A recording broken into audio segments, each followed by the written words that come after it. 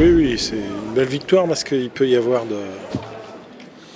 compte tenu de ce qu'on a produit sur le terrain, spécialement défensivement, il pouvait y avoir de la frustration par rapport aux paniers plus que difficiles qui ont été marqués en fin de possession. Parce que ça représente 15 points dans le match, dont 4 de Mitcham, je crois. C'est 15 points de tir à la dernière seconde, marqués à 3 points. Si vous y mettez les 2 fautes bien provoquées sur les tirs à 3 points, il y a 20 points de Nanterre sur les fins de possession. Donc ça veut dire que quand l'adversaire est en fin de possession, c'est que vous faites le job comme on doit le faire.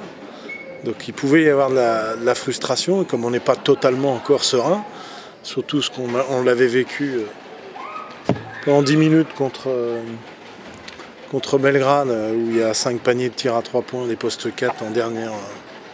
On s'est cru que le scénario allait se réécrire. Mais parce qu'on avait une vraie très belle attitude d'équipe, bel esprit, très bel esprit. Ça n'a jamais lâché parce que on aurait pu. Il y a des situations, principalement de Caleb, proche du cerf, qui ne nous met pas, ça nous coûte cher. À la fin, on rate des lancers francs. On se dit, tiens, mais c'est pas possible. On va finir par le perdre, quoi. Alors que on aurait pu envisager de le gagner plus sereinement. Donc c'est une vraie satisfaction parce que on a en face de nous une équipe de Nanterre qui produit de jeu, qui a un effectif, qui a sa semaine de préparation. Nous, ça a été quelque peu mouvementé, la préparation en l'espace de 2 jours. Donc au final, ça se traduit par une victoire. C'est parfait parce que on sait que chaque samedi, la pression est là sur toutes les équipes du championnat, surtout celles qui ont moins bien démarré. Là, on en enchaîne 2. Jusqu'à maintenant, au moins, minimum, on a gagné tous les matchs qui étaient très importants. Roanne après 3 défaites initiales. Le Havre après 2 défaites enchaînées en déplacement. Boulazac parce qu'il fallait éviter de... Voilà. Et puis là, ce soir, Nanterre, fallait confirmer. Donc c'est bien, on obtient les victoires qu'il faut absolument, à minima, obtenir pour préserver toutes les ambitions, mais en restant bien évidemment conscient que on peut regarder un peu en haut, mais on peut vite regarder aussi en bas, et quand on voit Boulazac qui gagne au Mans, encore une fois de plus, rien ne va être simple dans les 5 prochains mois. Oui, non, mais il faut aussi louer le travail du poste 5 et en particulier de Nando Raposo qui a vraiment fait un très très gros match. Alors ça me plaît d'autant plus de le dire qu'ici même il y a 3 jours, j'étais pas content du tout. On s'en est expliqué. Maël aussi fait un match comme je les aime. Voilà, il n'a pas été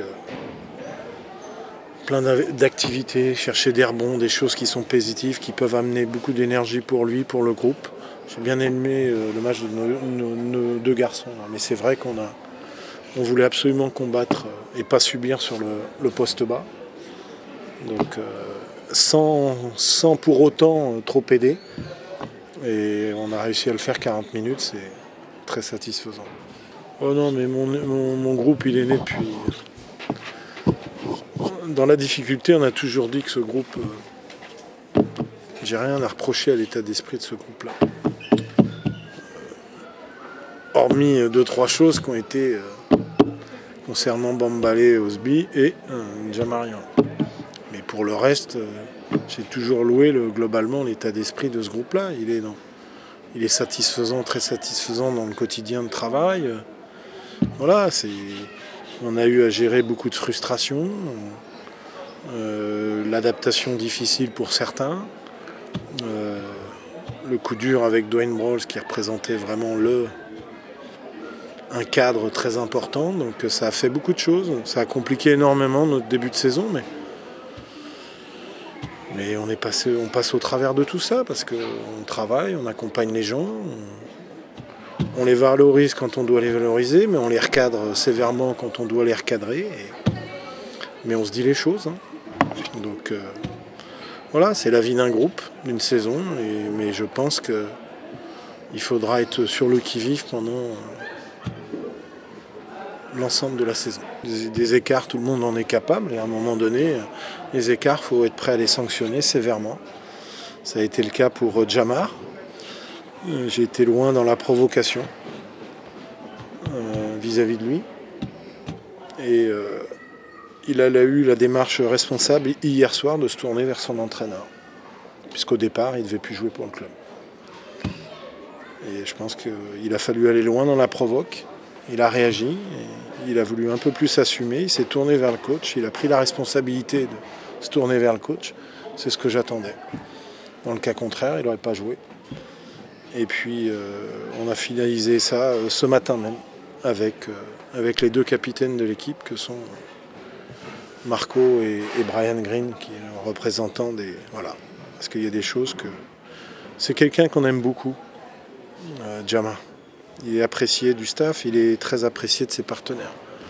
Maintenant, tous les jours, on se doit d'avoir un comportement respectueux. Alors, le staff, pas toujours, parce que bon, c'est la relation entraîneur-entraîné, le coach, il sanctionne, il frustre. Bon, mais vis-à-vis de ses partenaires, il n'avait pas le droit de... Et c'est ce sur quoi on a insisté avec lui. Et je pense qu'il y a eu une vraie prise de conscience de sa part, et qui m'a encore témoigné juste avant le début du match. J'ai eu le sentiment que ça y est, il m'a dit, je pense qu'il a compris certaines choses.